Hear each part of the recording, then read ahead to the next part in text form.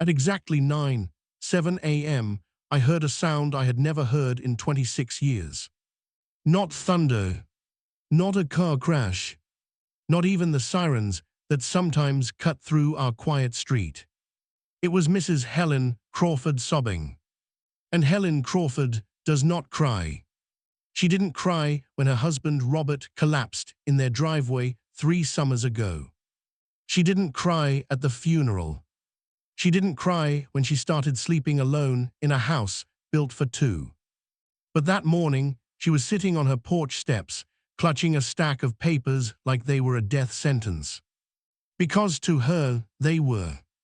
I'm Daniel Harper. I'm 58 years old. I've lived across the street from Helen in our quiet neighborhood outside Tampa for over 2 decades. Robert was my fishing partner, my brother in everything but blood. And I made him a promise the day we buried him. I'll watch out for her. When I crossed the street that morning, I thought maybe she'd gotten bad medical news. Instead, she handed me an invoice. Balance due, $94,380. Pay within 30 days or property seizure proceedings will begin. Issued by Silver Palms Community HOA Authority. We do not have an HOA. We never have. And as Helen whispered, I already paid them $28,000, Daniel. I thought I had to. I realized something cold and surgical. Someone had been stalking obituaries. And they had chosen the wrong weirdo. The paperwork looked official, too official. Embossed logo, legal citations, violation codes, payment receipts, even a badge number listed under the signature of a man named Grant Holloway, HOA Enforcement Director. Helen's hands trembled as she showed me 6 months' worth of notices. Violation, unauthorized memorial landscaping, $12,500. Violation, exterior signage without approval, $9,200. Violation, failure to maintain spousal occupancy compliance, $18,000.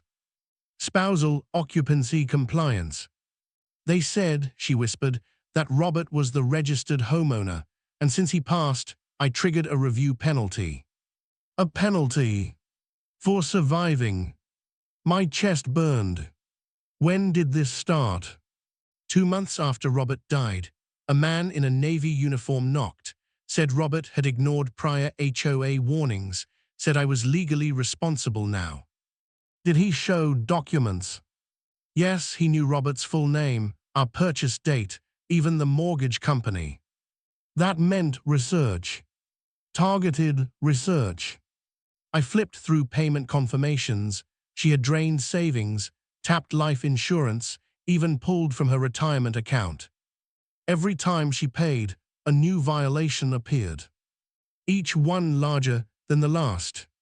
That wasn't enforcement. That was pressure scaling. Micro-escalation designed to exhaust resistance. Why didn't you tell me? I asked. Her eyes filled again. I didn't want to be a burden. That word hit harder than the invoice. Burden. Predators rely on that. I went home and made 3 calls. First, my daughter, Assistant State Attorney Rebecca Harper. Second, my longtime attorney, Michael Ruiz. Third, the number printed on the notice. Silver Palms Community Authority, a calm male voice answered. This is Daniel Harper calling about Helen Crawford. A pause. Mrs. Crawford is severely delinquent. Severely delinquent. The casual tone. The rehearsed confidence. She's grieving, I said. Grief does not exempt property owners from compliance. There it was. Cold bureaucracy theater. Show me your recorded covenants filed with the county. Our authority is recognized under pending reactivation statutes. Pending. Meaning nothing. I'll see you today, I said. And sir, he added smoothly, interference may result in additional fines. Click. That wasn't a warning. That was extortion layered in polite language. Rebecca arrived within 40 minutes. She read through the documents in silence. Then her jaw tightened. "This is elder financial exploitation," she said, "and it's calculated." Michael Ruiz arrived next. He confirmed what we suspected. There were no HOA covenants on record for our subdivision. Not passed, not pending. Nothing. Which meant Silver Palms had no legal authority whatsoever. But here, what made my stomach drop. The LLC was real. Registered 6 months earlier. They weren't hiding. They were institutionalizing the scam. We drove to the listed office, strip mall, second floor, between a nail salon and a tax office. Professional signage, frosted glass door. Inside, a receptionist barely looked 25. When Rebecca showed her credentials, the color drained from the girl's face. "I just send letters," she whispered. From the back office emerged Grant Holloway. Mid-40s, expensive suit, perfect hair. The kind of man who rehearses calm. "Gentleman, counselor, what seems to be the concern?" Concern. As if $94,000 threats were customer service misunderstandings. Rebecca spoke evenly. "Produce your filed covenants granting enforcement authority over Helen Crawford's property." He smiled. "They are in process." Meaning non-existent. His smile faltered. Mrs. Crawford acknowledged her obligations by making payment. There it was. The trap. Payment equals implied legitimacy. Except that's not how the law works. Michael stepped forward. "You obtained funds through misrepresentation of legal authority. That constitutes fraud." Grant's composure flickered for half a second. Then he leaned back. "Prove it."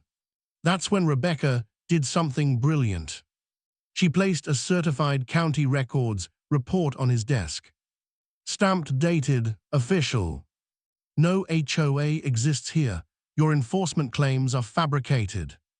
Silence. For the first time, he wasn't smiling. And then he made a mistake. "If Mrs. Crawford continues to resist compliance." "Resist," I cut in, "by existing." He didn't answer. He didn't need to. We had him escalating. And predators only escalate when they believe they still hold power. But power was about to shift. We thought confronting him would stop it. We were wrong. 2 days later, Helen received a certified letter. Notice of lien initiation. He had doubled down. The document claimed that failure to settle the balance would trigger foreclosure consultation. Helen called me at 7:30 a.m. Her voice was hollow. "They're taking my house, Daniel." I drove over immediately. She had barely slept, dark circles, hands shaking. "This is my fault," she kept saying. "I shouldn't have planted the roses." The roses. Robert's favorite. That's how deep the psychological pressure had gone. She was blaming herself. Rebecca explained the legal reality. They couldn't legally foreclose without standing. But hear what people don't understand. You don't need legal authority to terrorize someone. You only need paperwork and confidence. And fear does the rest. Meanwhile, we discovered something worse. Helen wasn't the only one. 3 other widows within 10 miles had received identical notices. Different violation language. Same structure. Same escalation pattern. One had already listed her house for sale. That's when it hit me. This wasn't about fines. It was about leverage. Force quick sales under panic. Target recently widowed homeowners. Exploit confusion over property titles. Rebecca contacted the State Financial Crimes Division. They opened an inquiry, but investigations take time. And predators count on that. Then Grant made another move. He filed preliminary lien paperwork with a private processing service. Technically legal to file, even if baseless. Now Helen's property showed a clouded title, which meant refinancing, selling, even certain benefits could freeze. She broke that night. "I can't fight this," she whispered. "I'm tired." That was the lowest point. Not the money, not the threats. Her spirit bending. For the first time, I wondered, what if we can't stop him fast enough? What if bureaucracy moves slower than fraud? What if he vanishes before charges stick? Because that's how scams survive. Delay, intimidate, move on.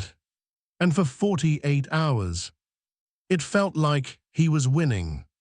The break came from something small. The receptionist. She requested immunity counsel. And she brought emails, internal directives, templates labeled Widow Phase 1 Outreach, obituary tracking spreadsheets, projected revenue columns. They weren't improvising. They were industrializing grief. That email evidence changed everything. Rebecca escalated the case to the Florida Attorney General's office. A financial crimes task force executed a warrant. Computers seized. Bank accounts frozen. Records revealed 51 victims across 3 counties. Over $720,000 collected in 14 months. Every target matched the same criteria. Recently deceased spouse.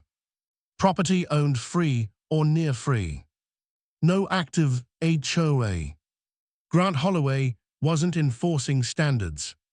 He was manufacturing authority. He was arrested on charges including organized scheme to defraud, elder exploitation, and filing fraudulent liens. This time, the evidence was overwhelming. Email trails, bank transfers, scripted violation templates. During arraignment, he attempted to argue misunderstanding of HOA activation statutes.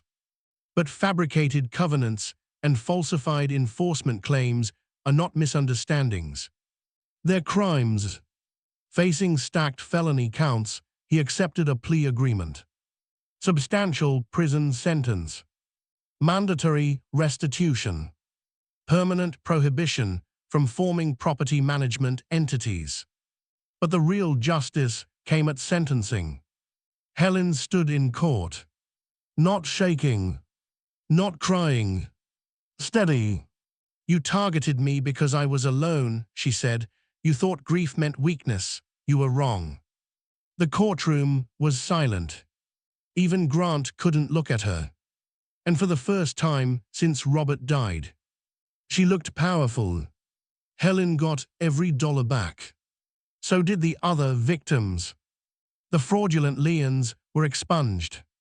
The state implemented tighter verification protocols requiring county validation before HOA enforcement notices can be issued in non-registered communities. Quiet reform, but real protection. Today, Helen's porch looks different.